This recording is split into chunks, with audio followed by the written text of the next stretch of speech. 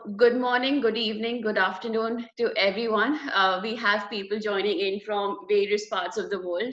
I know one of our speakers is coming from India, which I think it's around 8:30 at night. So thank you so much for everyone who has, who's joining us for our live stream and is supporting the community and the work that we are doing.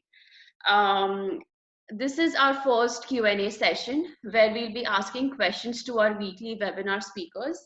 And just to give you my introduction, my name is Rajvi Mehta and I am the Regional Sponsorship Lead here at Women in Data. I am also a data scientist at Vanguard, so that's more of my full-time job. Um, and for those of you who are joining us for the first time or don't really know what Women in Data is or just have uh, heard about this webinar, Women in Data is a global nonprofit which is focused on increasing diversity in the field of data and tech. We achieve our mission by providing education and organizing symposiums at a local chapter level. Our chapters hold quarterly symposiums which provide enlightening talks, expert panels, and networking opportunities. Currently, we have, and this gives me a lot of happiness to say, we have 19 chapters all over the world, including 4 international chapters, which is fantastic. So the reason why we started this weekly webinar was we usually our method is that we have quarterly symposiums, and the first symposium that was going to come out was usually around April, May. But during these unprecedented times, we wanted to support our communities and provide learning opportunities to our members, which is not just restrictive to an in-person platform. And this is where the idea of launching webinar series came about. So every Thursday, what we do is we release a pre-recorded webinar with one of our 8 to 10 speakers on our YouTube channel. And the name of our YouTube channel is Women in Data ORG.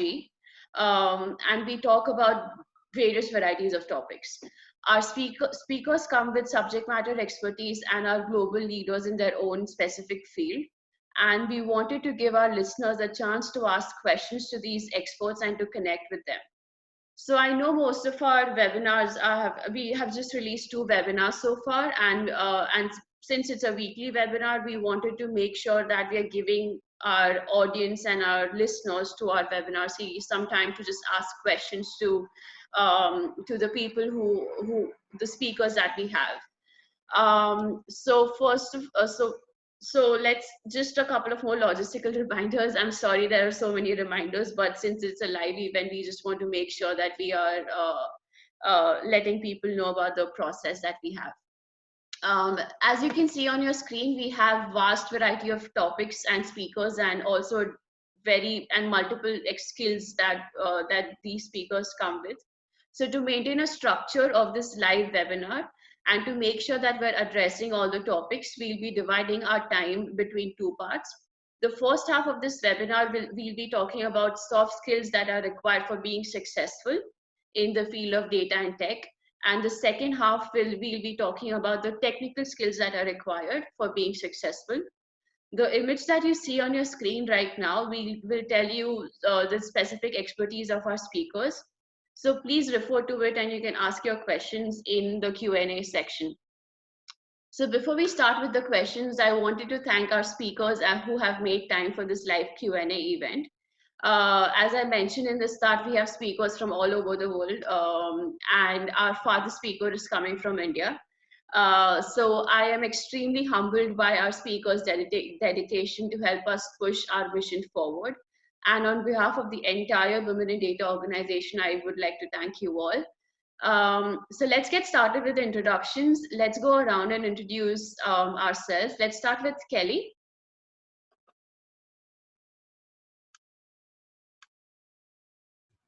Hi there, how are you? My name is Kelly Resendez, and I'm the Executive Vice President at Lone Pal in Northern California, where I oversee recruitment, training, and customer experience. And I'm also the founder of Big Voices Rise, which is a women-empowered network.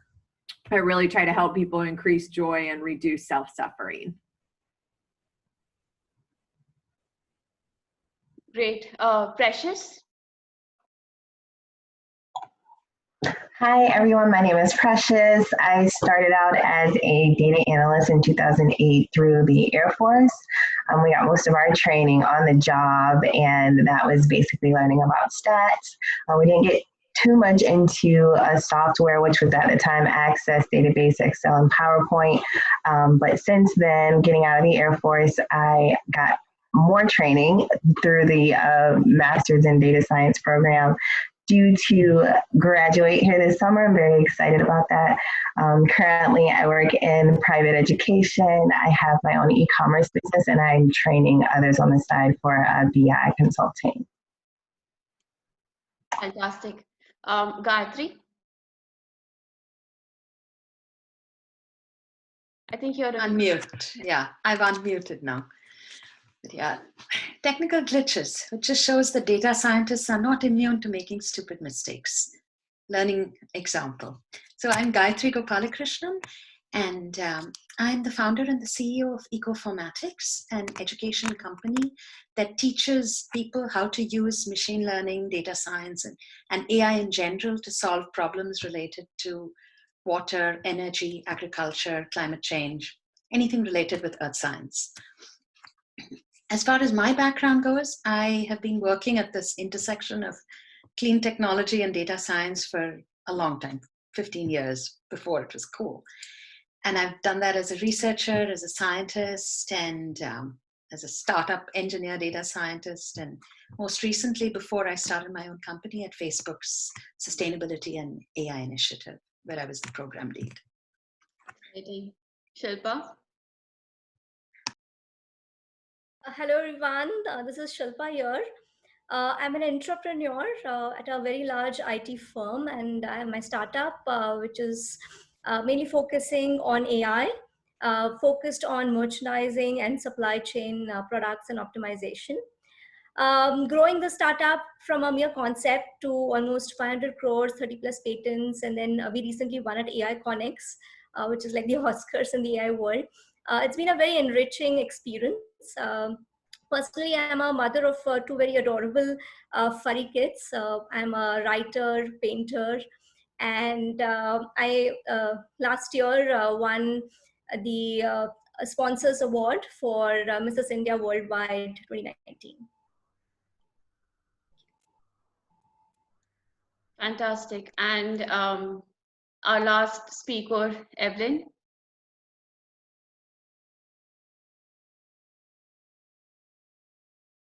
Good morning. I'm Evelyn Milani. I'm president of Avanti Recruitment Solutions. And for the past 23 years, I've connected high impact IT talent to growing companies in Northern California. I have a passion for helping people kind of as a guide make big career moves and basically help them focus on what's most important so they can really optimize their career and the work that they do. Great. Once again, thank you everyone, and let's get started. Just to start the conversation until the time we get some questions from our audience members, let's start with Evelyn. So I think just to start off, my first question to you would be, how do you define soft skills, and why are soft skills so important to be successful in the field of data? Absolutely, that's a great question. So really, from my perspective, soft skills are the inherent qualities that a person brings to their work and how they interact in their day-to-day lives as well. They tend to be inherent. A lot of times when I interact with people in data science, I find that they tend to have excellent problem-solving skills. They're very inquisitive. There's a lot of care and attention to detail and a lot of logic. And soft skills can also be, in some schools of thought, not easy to train. So it tends to be something that you have just within you from your soul. And I think in terms of not only, I would say that employers, companies that are hiring will focus more so on soft skills than the technical aptitude that somebody brings to the table, because if someone has the soft skills that would basically create success for them in the role, they're willing to train on the technical skills, in my opinion. Yeah. Can you name like 3 top soft skills that the organizations that are hiring are really looking forward to right now? Right now, definitely flexibility and adaptability. I think ongoing, it's the ability to learn quickly and to collaborate effectively across the enterprise. I think that problem-solving skills, whether it be specific to data science or just generally working with people or working from home during a pandemic, those I think are the top: learning, problem solving, collaborating. So one of the questions that we usually receive in our community is that there are a lot of students right now whose internships have either been cancelled or jobs that they're having difficulties in the job search and stuff. So they tend to build their offline portfolio, like maybe a Tableau portfolio or a Python portfolio. The question that we usually get is how can they use that portfolio during such unprecedented times? How can they, what are this, I mean, how can they, optimize the portfolio that they are trying to build? Is that for me? Yes, I'm sorry. Oh, okay. So, and yes, it's true. This is a challenging time. And I think that this, many of the speakers here are entrepreneurs. And this, for somebody who's an entrepreneur, it's an opportunity to say, okay, how can we get really creative here and make an impact? So I think that having a platform that people can see, the right people can see. So if you're looking to promote yourself to get into a career in data science, it may be a LinkedIn or a GitHub or a platform that the person that would want to hire you can see what it is that you've done. And even if it's on a volunteer basis, I mean, here in Sacramento, the city of Sacramento has put out a challenge to the community to create innovations that will help solve things that are going on as a result of the pandemic. Get involved with that in any way possible, because it's just going to build your portfolio and for the right reasons. So again, highly visible in the different mainstream platforms, and make sure that you're participating and getting creative about any opportunity that you have to participate in solving some of these problems. And that will, benefit and demonstrate the actual hands-on practical part of your work. That's fantastic. So now moving on to the next question, Kelly, something that and this question is specifically for you. In your webinar, you have spoken about abundance mindset. So just an FYI to everyone that's listening, we just released that episode last Thursday, and the response that we have received from that episode is mind-blowing. And I think I've mentioned this personally to you as well. That's something that I'm really working towards building, and it has been extremely helpful, so thank you for that. So my question is specifically, if you could share like 3 quick tools that our audience can use on building abundance mindset on daily basis. Yeah, absolutely. So first thing I'd like to do is just share just a smidgen of what an abundance mindset really is, because there is some confusion. An abundance mindset really is this belief that there's more than enough, that you're more than enough, more than enough time, which we seem to have a little bit more of, some of us today with COVID, but really just there's more than enough resources. There's more than enough energy to develop these soft skills that maybe, have been dormant or whatnot. There's just more than enough out there. And so most people live in scarcity, which is there's not enough. And so maybe it's there's not enough time because I've got kids, or I've got this, or I've got that. And when you really have clarity around your vision and your purpose, the abundance is going to come. The opportunities are going to just present themselves to you, and the right people are going to come into your life. And so 3 ways that I really suggest creating this abundance mindset on a daily basis, because this is new for many people. And what we know about neuroscience today is that, we have neuroplasticity in our brains, and we do get to change who we're being. we don't have to stay stuck with the programming. Some people listening might have a program that's like, you're not smart enough, you're not good enough, like, what are you thinking? That kind of thing. We have this power to override it. And, I was actually listening to a podcast this morning where Sarah Blakely, the founder of Spanx, was sharing that the number one asset that you have in business today is mindset. And so if you really dedicate some energy to developing a new mindset for yourself, it will help. And so I would say the 3 tools are to start with a morning routine. So once you decide that I choose to have an abundance mindset, you need to document what it is.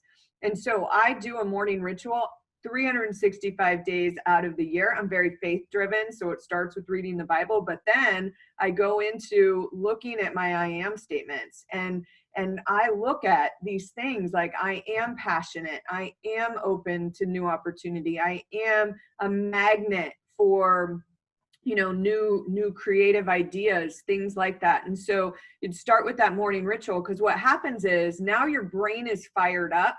Your reticular activator, which is your filtering system, is looking for these things. And so you may not have noticed them before. So one of the things that I'd say is like, if, let's say, worthiness, you want to feel more than enough worthiness. If you see I am worthy and then something happens throughout the day, you can be like, look at that.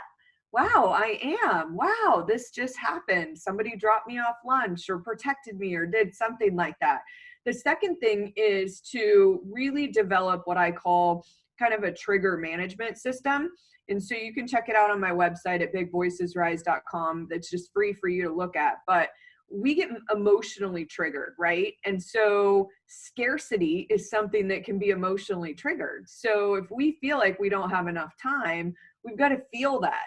And rather than just react to it and just drop into stress, we have this new way of looking at, how do I manage this trigger? Wow, that's curious that I just felt this way. I'm going to stay in my power, and I'm actually going to make a new decision this time.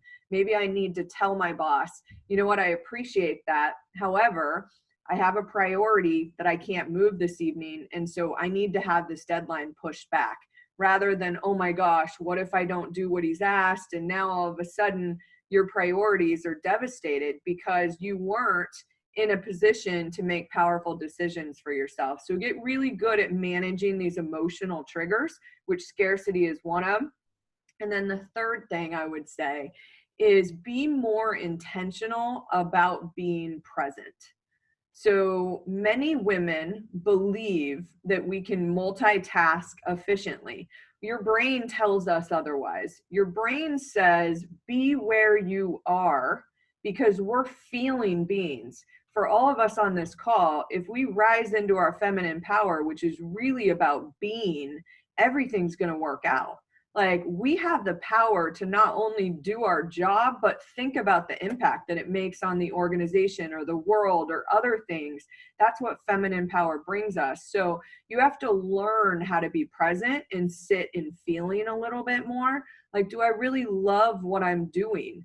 Do I really feel this in my, in my intuitive knowing that I'm in the right place doing the right thing? Because that's going to create more abundance for you. You're going to have that space where we don't. And, one of my greatest, I would say, ways that I want to impact, especially the younger generation, is there's a different way other than being fueled by productivity.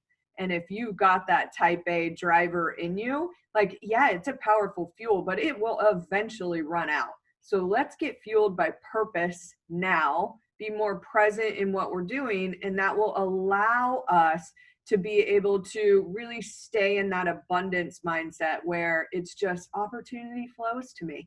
Like, I am a magnet. Like, I'm absolutely, like, I can just envision what I want to achieve in my life, and that person or that connection or whatever it is just comes to me, rather than staying in scarcity, which is anxious, fearful, doubtful, not trusting, etc. That is so beautiful. Thank you. One of the questions that we just received was if you could repeat the name of the website that you just mentioned. I'll just write that in our. Yeah. Yeah. Absolutely. It's just bigvoicesrise.com. And under the resources page, all of my strategies or tools, because I do believe that we're just remembering everything that we already knew. And when we were small children, we didn't go around worried about whether or not we were worthy enough. And then somehow we accidentally picked up some of this programming. So, we have to use some strategy. But our brain, which is awesome, we have the power to rewire our brain. So if you're somebody out there that's like, wow, I know I'm smart, but I'm actually really insecure, just be open to this idea that you can override that insecurity. Like, you can pop with confidence. Like, all you have to do is be intentional about, I need to just rewire my brain a little bit for more abundance, for more worthiness, things like that, and it's possible. Kelly, it's like you're speaking to my soul right now. Oh, that's awesome. Great, that was beautiful. So moving on, one of the things that I just want to mention to everyone that is listening, if you have a question, please use the chat room that is there in this meeting. I'm constantly monitoring it, so I know if you are asking, if you have a question, I'll ask right away. My next question is specifically, I wanted to know Shilpa's opinion about abundance mindset and how has that mindset helped her as an entrepreneur. Sure. Thanks, Rajvi, and really, really inspiring answer, Kelly. It's super touching. So I'm also a firm believer of abundance mindset and also law of attraction. I believe that if you send that intent in the world, and suddenly the universe kind of conspires to kind of bring it out to you. And it's a little bit kind of to give a parallel to it is like when we were studying for some of the competitive exams, like and you had to kind of memorize those word lists. And suddenly, all of a sudden, when you are reading a newspaper or reading a magazine, all these words suddenly pop out, and they were always there. They were always been there. It's just that now you have set your intent on it. Now you're like reading and you're finding them, and that's why you find them. So that's how somehow what the law of attraction works. So when you set that intent, it really helps. Talking about my example, when we were in the initial phase, very, very initial phase, we were a very small team. We did not have any sales, marketing or anything. And it was, we had just got very little funding to kind of just start up as a product. And at that point in time, we were against like very pressed deadlines, and we had to kind of get a product out, and the fundings were running out. And at that point in time, a sister team actually reached out to us and said that they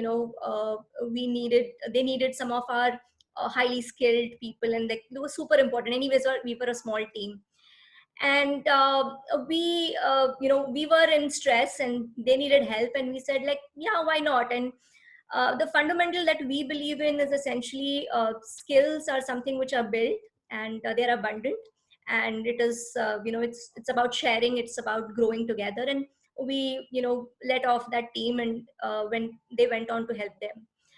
A few weeks after, we did not meet our deadlines, and at that point in time, we were under tremendous pressure to kind of get our first client and go live and others. At that point in time, we kind of all got together and huddled and said, what does it take? What does it take to kind of get the first client? And what does it take to really make it big? Because it doesn't make sense to kind of go small. So we set our eyes on the biggest customer in our industry, and we said like, okay, what does it take to kind of get us there? And we researched, and we just put our heads down, and we suddenly came across there was a hackathon which was going on with that client, because it's very difficult when you are like a small startup to actually reach out to the CXOs who are like the target audience for your product. So this hackathon actually gave us that way. And at that point in time, again, for that hackathon, we required more skills.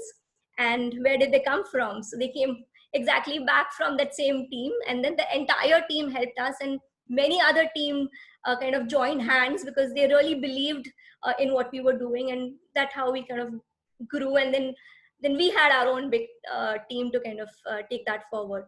So it's about putting that mindset, saying it is abundant, believing it is abundant, and taking that forward makes sense. That's nice. So I have a follow-up question to that.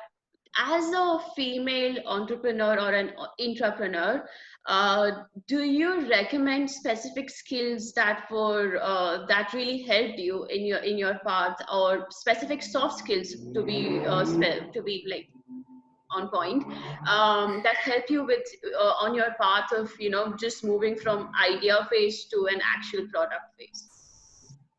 Sure. So there were a couple of things there. One was collaboration. So this is which is very important, because typically we tend to kind of uh, be only with the team which you are working with, and collaborating only with your peers who are in there in the team. But it's very important that we expand our network, and I think many of us do not really think it's okay to kind of collaborate with others. It's okay to share, it's okay to initiate, and it's okay to talk. So that's the first bit. And one tip I learned, especially from networking, because typically networking is thought about as something that you get out of, right? So you talk to people so that they can help you, but it's not that. It's about you talk to people so that you can help them. So once you kind of change that mindset from taking to giving, that's when you feel much better. You are open, and it's about identifying those opportunities to help people. So that really helped us actually when we were in the initial phases. Networking, I think networking is the key to everything, I believe. So thanks for that answer. That's really helpful for sure. So moving on to Precious now. Precious here is our expert on self-branding and just like building your own image to become something that you actually want to be, right? So Yes. Precious, my question to you is, what is the first step? The first step, if someone is just starting the process of building a self-brand for themselves, Yeah. what is it? What is that? So your self-branding is your most important professional asset. And it takes for you to really understand yourself and understand what you bring to a team, because if you know what you bring to the team, then you create an environment of just production and professionalism between you and everybody else, no matter what particular skill you bring. So I would say the first thing to do in personal branding in data would be to figure out what type of data analyst or data scientist or data professional you want to be. And once you focus on what you want to be, what industry you want to work into, you'll also know what languages you need to learn to code in, whether it be Python, R, SQL, whatever, what software you need to learn to do visualization in, so once you know what role you want to play, you can also figure out what training you need. And then from there, your personal branding and knowing yourself also goes into what is the best professional environment for you. And this, it can get flexible, but if you like I think Sheila said, if you aim high and say, hey, I want a remote position, because not just I want a remote position, but I'm an introvert, and I know that if I can just work on my own, I can use Stack Overflow, I can use YouTube and everything else, and I'll get it done. But I'm more productive that way. Then that's a goal that you would want to make. And then if you work better with the team in a traditional setting where you can just tap your neighbor and say, hey, I need help, I'm stuck on this code, that is very supportive, and that may be something that you want as well. And then also deciding, do I want to take the entrepreneurial role? Can I make independent decisions and then be able to handle anything that happens if I don't make the deadlines, if I don't come through? Can I actually support and handle that? So deciding what fits best for you and your personality, how you want to work, goes into your personal branding as well. And then after you know all of those things, you can start to create a website if that's what you need, create a portfolio if that's what you need, and you know now what skills to put into your portfolio. And then you can further go into making sure you are reaching who you need to reach on LinkedIn, those people, going back to the skills, those people who are looking for your specific skills for the specific role and for the specific environment that you have chosen that's best for you, to create a win-win situation between you and your employer or you and your client, whoever it is. But if you go in thinking like, I have these skills, I'm a win for you and you're gonna be a win for me because I can service you, or I know that I can actually meet this goal, that just helps your overall personal branding and help you fit into a team where you don't have so much competition. It's like, I know what I'm good at, you know what you're good at. If I know you're better at Python than I am at SQL, then I'm going to come to you when it's time for SQL or Python. You know, so that goes back into working as a team and working together as well. That's nice. So I think one of the questions that we just received is if there are any tips, and this is an open question, so it's not specifically for a person. If there are any tips to narrow down the focus and goals that that we set for ourselves. Well, like I came in with a non-technical background. I knew about computers just because I used to sit in front of the computer a lot when I was young. But I literally had to dibble and dabble in each of the coding languages. And then I just decided like, I'm a little stronger in R than I am in Python. Whatever I felt strongest in, whatever I felt like maybe I was just more confident in that area. And then later on, I would go back and focus on getting those other skills down. But that's what worked for me, just dibble and dabbling into all the different areas, exploring and researching all the different areas, and then seeing how I can be a win and a fit for that area. I wanted to weigh in on that. This is Evelyn. I think first and foremost, do what you love. And secondly, follow the demand, not only for today, but keep an eye on what the trends for future in terms of staying relevant with your skills. And the best way to do that is to follow, organizations like this one, as well as just checking on what companies are, what kind of positions they're recruiting for.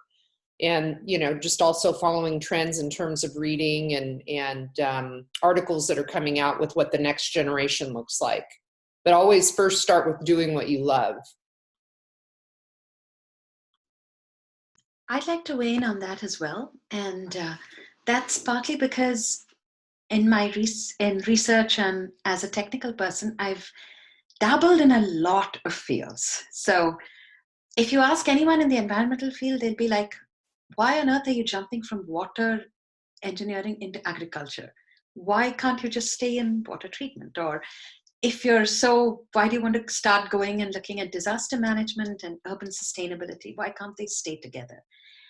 And I would say there are two takes on this. One of this is that, okay, yes, you need to focus, you need to drill down, and you need to make sure that you have the skills. The second take is that there's a lot of opportunity at the intersection, at the interface. So you don't necessarily have to say that I pick this. You can say that I pick this to start with. Let me get my skills up at that point. Then let me see how I can mix other interests of mine. And that will actually make you more valuable in many cases than just being this very specific, detailed person who's focusing on a single niche area. That's great. We just received a very beautiful question, and the question is, do you have any tips for women with disabilities, specifically for women who stutter or are not pretty confident about their speech, or any other disabilities? I'm not trying to narrow down. And this is open to anyone, so anyone who would like to jump in or has some experience.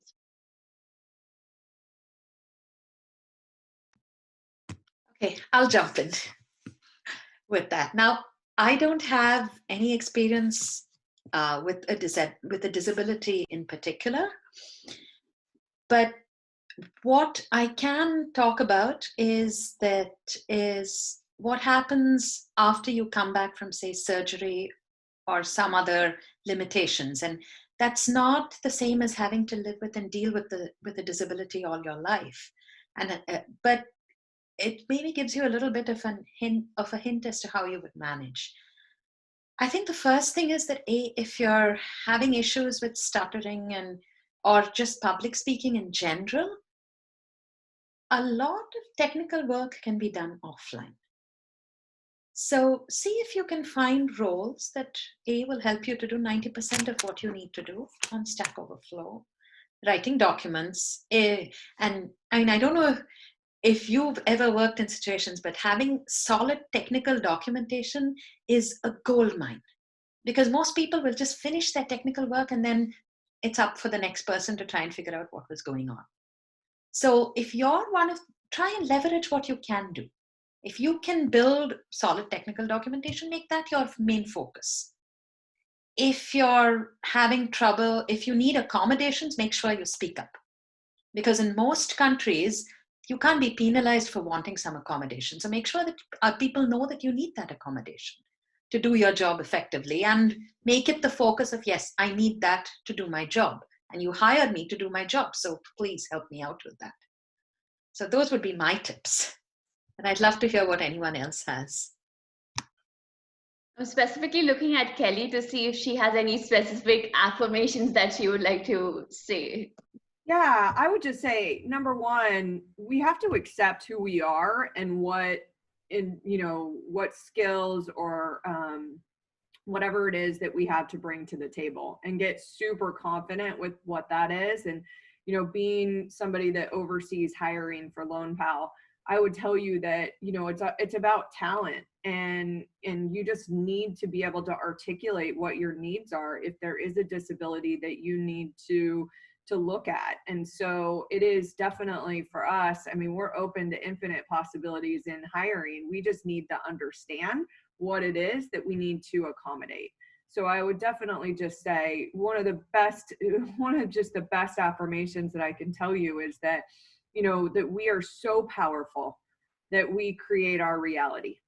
And, I definitely, Shilpa touched on it a little bit about this law of attraction. What we don't realize, like, a lot of times people focus on the goals, the vision, that kind of thing. Super important to be clear on what you're trying to accomplish or achieve, or what type of life you want to live. More importantly is that we clear out the resistance to what that is. And a lot of times the resistance is, nobody's going to hire me because I have a disability. We need to clear that out. So I am so powerful, and I'm going to continuously focus on what I want to create, rather than the story that I've been telling myself for so long that creates negative results. That's nice. So I have I have a few more questions actually, but I'm still also looking at the time. So I will try to touch on this specific question because it's pretty valid for today's day and age. The question is, how do you balance your goals and skills with market demands? Like, if the specific person wants to pursue a career as a healthcare data scientist, but what if there aren't any such positions available in the job market? I'm sorry. Yeah, was that for me? I'm sorry. It's either for Evelyn or Kelly. I'm sorry, I should have. Oh, okay. Got it. Well, what I would say is that everything's a matter of timing. And so sometimes we have to do other things until the right opportunity comes forward. So getting really, what I would say, sovereign in the situation that you're in, and just knowing, like, everything happens for me. So if I need to take another role, I'm going to have to just know that it is because I'm going to grow in some way.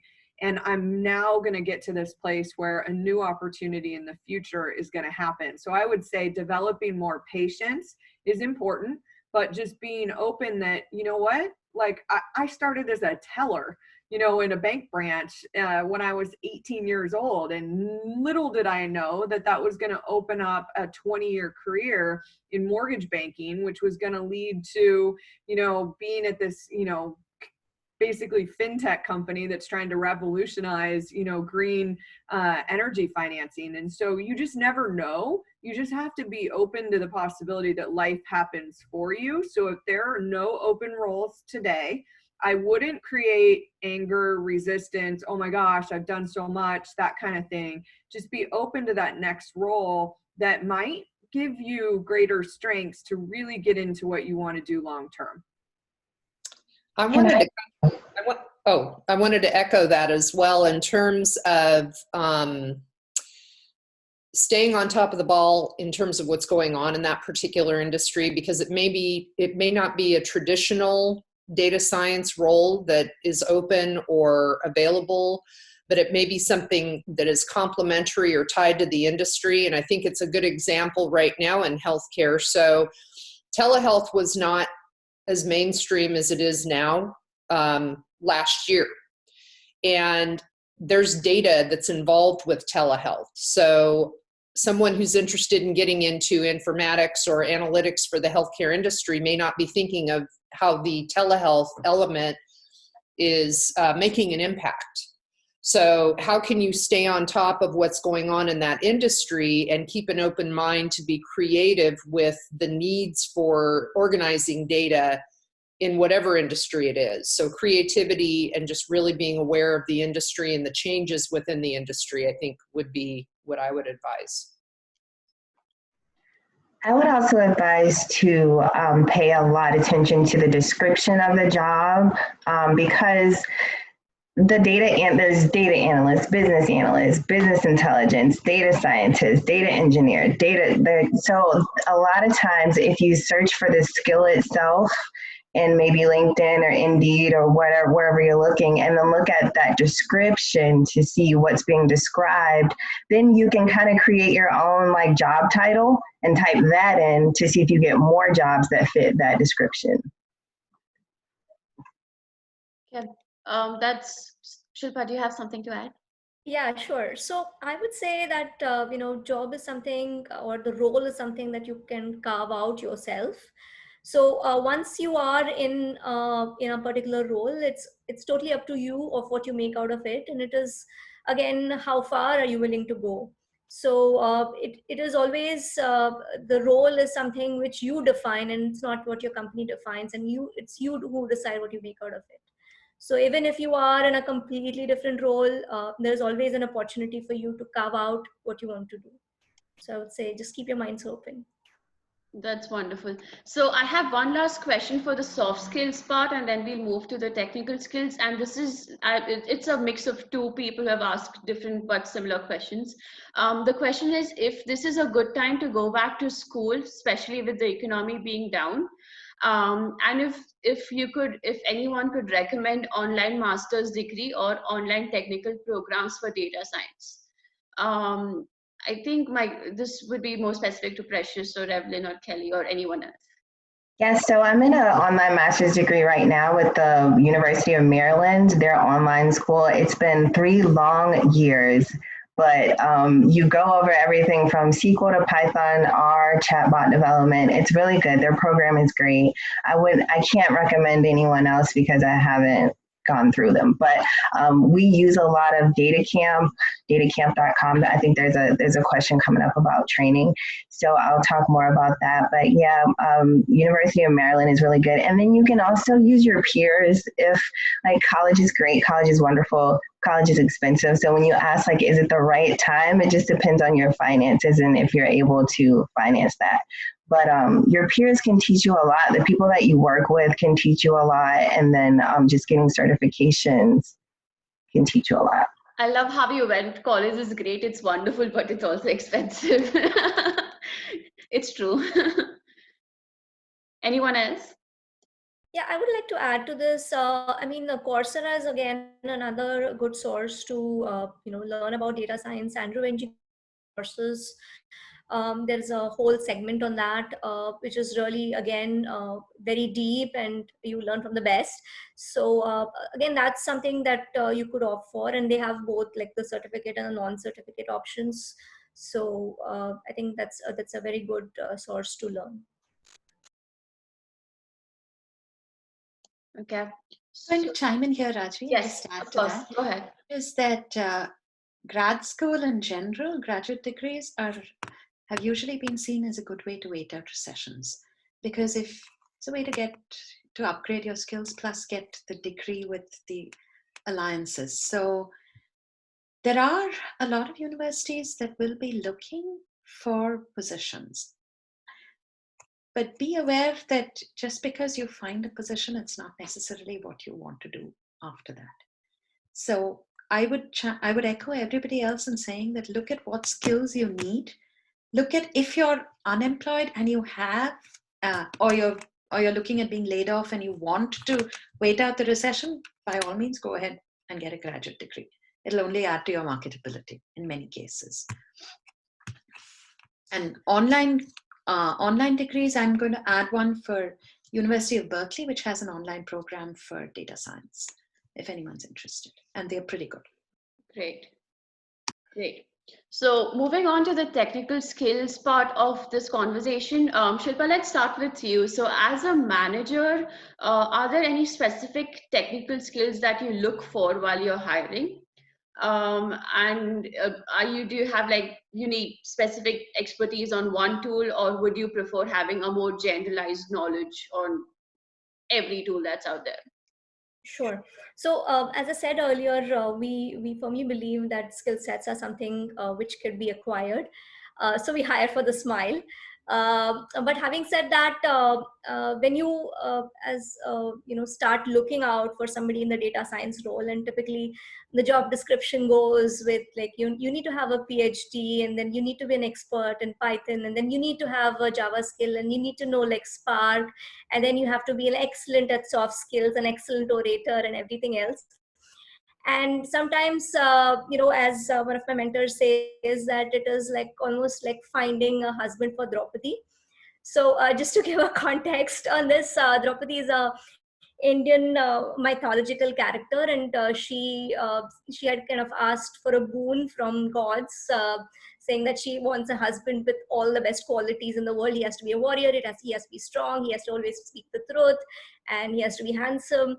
And then like God said, like, no, there is no such man which exists. So so it's pretty similar on that perspective. So I would say from somebody who's seeking job, it is important that it's always it's a combination of couple of things that you kind of look for. And if it is in the data science piece, then if you're looking from understanding the science, then Python kind of goes with it. And then looking at manipulating large data sets, and things around Spark and big data really help. So it is usually a combination that would go on the best. So one of the things that we have recently seen, or this is actually a research that's done, when a man looks at a job description and when a female looks at a job description, there are very different perspectives for everyone. So if a man is applying for a job, he'll just make sure that 50% of the job descriptions match to what he can actually do. Versus if a woman is applying, it's usually more 80%, because we tend to be more harsh on ourselves. Do you have any Shilpa, this is specifically for you, so do you have any advice on that front? So when you look at the job description, you should just say, this is me. So so just go for it. Don't hold yourself back. And what's the what's the worst that could happen, right? So just go for it and just say it's me. And it's important to kind of know the evaluation criteria, and sometimes the job description gives you that evaluation criteria. So prepare well. So if these are the things which are required, prepare well and show and identify proof points for each one of them when you're kind of speaking about it in the interview. That helps. And I think everybody has those proof points. It was just about going back and identifying those. It could be some things that you would have done in college or in school, and others it's just about bringing out those stories when you are kind of in the interview. So I would say just say you are the person. Great. Precious, my next question is for you. So do you recommend any specific learning platforms? I know you touched this a bit in the start? Yes, there's a couple. I use Pluralsight a lot. I think sometimes they have like free months subscriptions, but I think at the most it's like $7.99 a month, and you can go on and do some learning. But there's some interactive SQL platforms and softwares like SQL Zoo that you can use. Data Camp is another one. But all of this is like clean data, so everything is kind of interactive and clean. You won't do much manipulation. I think for like practical day-to-day data, you would want to get into some hackathons and like some competitions, not necessarily to learn, but or to win, but to learn from people that are actually smarter than you. I look for people that are smarter than me to learn from at those type of things. So I think that would be a great way to just get into the real world, what it's going to be like when you're on a job, what the data is going to look like, and what you'll have to do to basically cleanse the data is the part that you'll learn from the hackathons. Great. So my next question, Gayatri, is specifically for you, and we are going to talk a bit about data for good. So I know data for good is a new buzzword around, and everyone wants to, have something related to data for good in their portfolio. Do you think that how like just ways a job seeker can build their portfolio and exhibit the variety of data for good work that they have done so far? And do you have any recommendations on that? Yeah, great question, Rajvi. So, and you're right, data for good is the new buzzword. Every single company that I've seen is like, oh, we're doing this to help improve the planet, or right now, this is how we are helping to solve the COVID crisis. So I'm going to go with two aspects. First of which is, what angle are you coming from? If you're somebody who's in, say, a public policy, epidemiology, infectious diseases, environment, then you have a technical background to solve a more technical problem in the field. If you're coming from a software, a data science background, maths, physics, any of that, then you have other very specific skills, but be aware that not all of them translate to the problem in data for good that you're solving. So choose the problem that you're trying to solve and trying to showcase, because there'll be nothing more off-putting to an employer than having somebody come in and say, oh, I can solve this problem that other experts in the field have been working on for the last 20 years. As an example, if you're going to say that I can use data science to develop a vaccine for HIV, you're going to get thrown out of any medical startup that you look at. So pick the problem that you're doing. If you say that, all right, with the current pandemic, what I want to do is use my data science skills to build a dashboard, to collate all the data, which is something that COVID-19 tracking has been doing. That's an excellent use of your data skills. And not just that, but by doing that, you're actually going to be able to get in touch with people in the field, which means it increases your opportunities. So I will say be strategic and be tactical about what your skills are and what problem you're trying to solve. And once you've done that, pick and choose what you want to display. I mean, you don't want to say, oh, I'm an expert at everything. I want to say, okay, I can do these modeling tools. I can showcase my Python. I can build a pretty dashboard. So choose what skills exactly you want to showcase and pick about 3 of those to showcase. Don't try and pretend, don't try and do everything, because that's just going to make it difficult. I think sorry, go ahead. No. So that would be my quick way of saying, look at these things. Okay. We just received one question about the point that you just made about exhibiting your skill sets or letting others know about your abilities with job search. So the question specifically is, what would you suggest when there is a situation where you know your passion, you know you're doing the right thing, and you are giving your best, but still things seem to be difficult to handle with the time management aspect, or letting others know about your abilities with the job search? So Gayatri, I know you mentioned a bit about exhibiting your skill set. So do you have any advice on that? Sure. I mean, if you stay in a career long enough, you're going to wind up in some version of this. There'll be a point at which you'll say, okay, I don't want to do this anymore. I want to change. How do I do? Or I really like this and I haven't been doing it for so long. This is my passion. So how do I get to it? So first and foremost, you're not going to be, this is not a situation that you're alone in for the person who's asking it. It'll be a common situation. So to echo what Kelly and Shilpa and Evelyn and everyone have been saying, don't get discouraged. So from the soft skills perspective, don't get discouraged that, yes, you're in a particularly hard situation. It happens. If you're looking at how to get out of that hard situation, which would be the next thing. And this is where I would echo Shilpa's thing of look at where you want to go. Maybe the role that you're looking at is not the right fit for you right now, but what are the skills that you can build? And so let's say that you're looking at a data scientist position, but you need a PhD or a master's with so many years of experience to get into that. Maybe that's not the right role, but you could look at a smaller startup, for example, where they need more people who are versatile, and you can build that skill set along the way. And that will lead you to your preferred role. So that is from the looking at the job search aspect. With the other half of the question, which is letting people know your abilities, now build the online portfolio like Kelly and Precious and everyone have been saying, so that it's at least visible. If you're having difficulties in interviewing, think about whether the role is right for you, not just if you are right for the role. Because one of the hardest things is if you get hired into a team and then you realize that you really don't fit that team. And there were flags in the interview process. So if it's not working out, maybe that role is not a fit for you. So look around a bit more and find it in. That's my 2 pence. Okay. Precious, this question is specifically for you. Do you recommend a best resource to learn how to build dashboards? It's a question from our audience.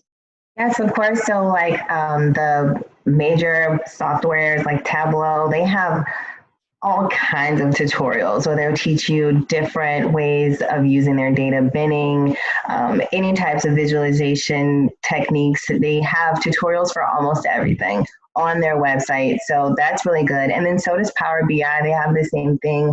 A lot of these companies have tutorials that'll help you out, and you can call them.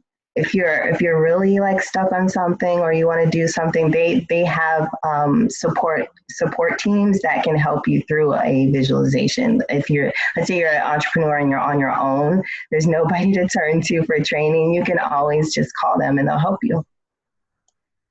Great. So I know we are coming to the end, but I have 2 very important questions that I want to make sure we address. So maybe 10 more minutes. So the question, Kelly, is for you. Is there a trend of specific technical skills that you have noticed so far in the job market? And how do you forecast that changing post the COVID-19, like in the post-COVID-19 world?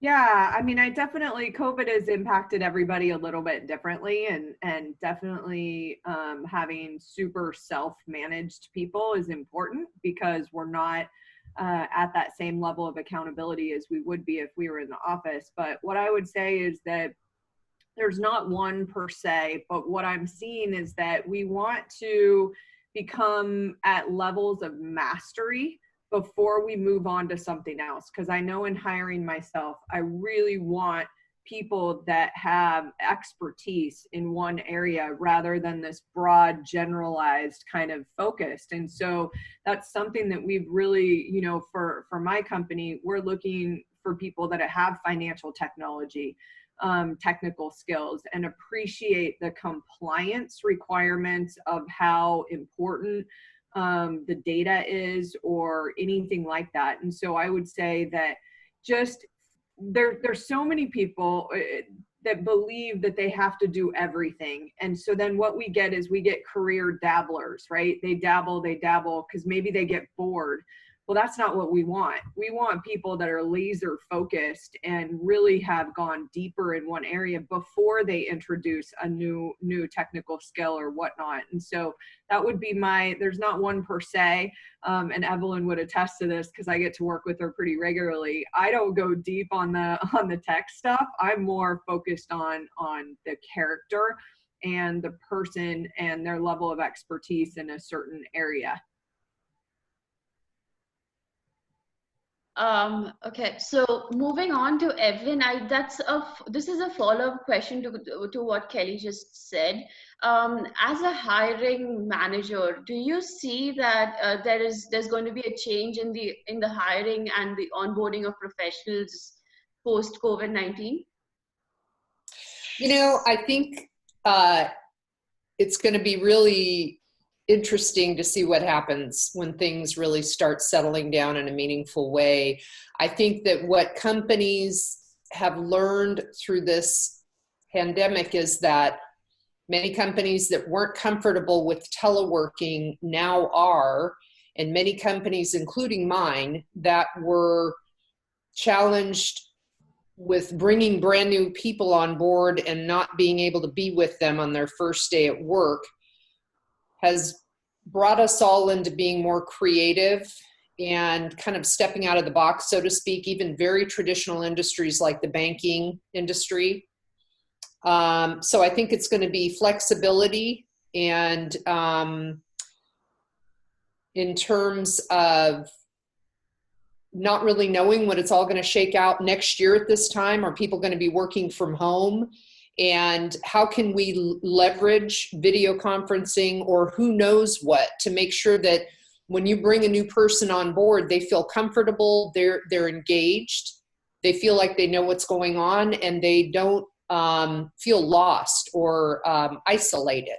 So I think the challenge will be with companies that are hiring to really create that environment and make people feel a part of the team, whether we're all sitting in the same office or whether we're in different parts of the country or the world.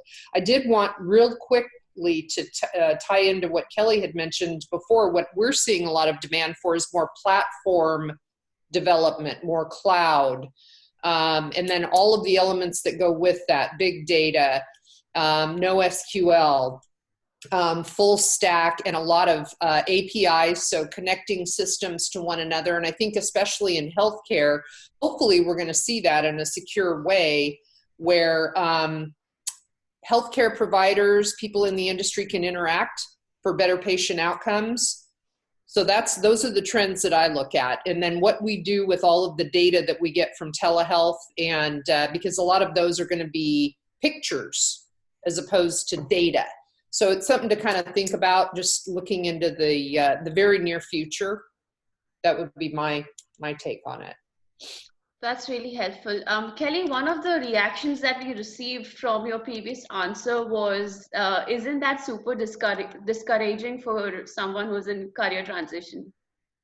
No, number one, I would say, don't let anything ever discourage you. Like, what we have to get to when you really want to create this abundance in your life is that everything happens for a reason. And if one door closes, it's because a new one is going to open.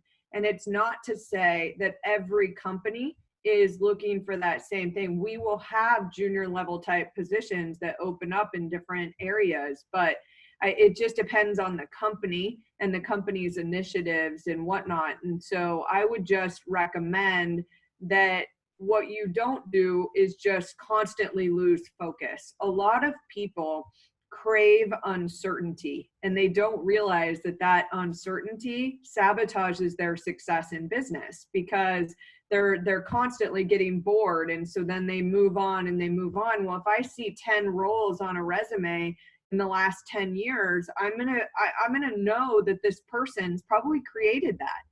And I've worked with people that have been in that place where they just can't get content. And those are things that we have to work on ourselves, because you need to make that commitment to stay in a role long enough for you to have some expertise. Even if it's not what you want to do forever, it might be the springboard for something new in the future.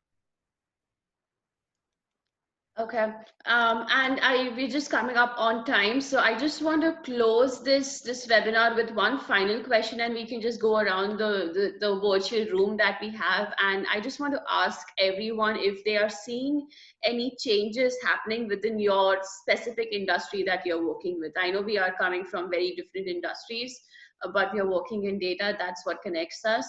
But in your specific industry, if you are seeing any evident changes because of the recession, because of the COVID, the pandemic, and if there is anything specific that you would like to highlight. Yeah, do you want me to start? I'll start. Yes. So we're what I would say, we're a very world positive company that's trying to make a massive difference in climate control. And so what LoanPal does is we finance, energy efficient, whether it's solar or home improvement or whatnot. And I would say we're really seeing that people are being more thoughtful about the environment now, that things have quieted down. And we see this as very opportunistic, that we're going to springboard off of this to make sure that people know, like, we can keep carbon down, but there's a way in which we need to do it. And so, I mean, that would be definitely, I think that you're going to see more world positive organizations pop up that are actually really mission driven and trying to make a difference in people's lives and in the planet and whatnot. And so I'm really encouraged by that. Great. Precious? I'm seeing a lot more diversity on our team because you would think that everybody would want to work from home, right? So that's really not the case. And so I'm finding out that there's some people on our team who would actually like to be in the office and they can focus better. So that goes a lot back into your personal branding, knowing yourself and knowing how you best fit into the team. And then we're working on, when the world does go back to normal, how are we going to accommodate everybody who has, like, some people want to be away and some people want to be home. And if we get this option, what are we going to do? How are we going to do that in the future? So that was really interesting to me because we all thought everybody would be like, we want to work from home, but no, there's some people that want to go to the office. So interesting. That's interesting. Gayatri? Yeah, so like I said, I've been in the clean tech field for a long time. And clean technology is typically more conservative because you don't want to cause a lot of death and damage. You have to be conservative when you're dealing with water treatment or you're building a bridge or something. You really cannot say 90% probability of success is good enough. Doesn't work. But what we've been seeing because of this pandemic is that with all the shelter in place, how do you manage the risk effectively? And we are seeing a lot of interest in IoT, smart sensors, remote monitoring, all the things where you can help people to do their jobs better. So I don't think this particular trend is going to go away. In fact, it was there earlier, and this trend towards more automation and more remote monitoring, more predictive modeling, all that is just going to accelerate. Because now a lot of companies and utilities are seeing that, okay, if we can use these sensors to monitor what our wastewater treatment plant is doing remotely so that we don't have a major spill, then do we really need to bring everybody else back? So I think we're going to be seeing these shifts definitely in clean tech industry. It's all over. We are seeing it in agriculture. We are seeing it in water treatment. We are seeing it in energy to a large extent. And this is more from the operations, not so much. I don't have a very good feel for the finance, so I'll defer to Kelly on that.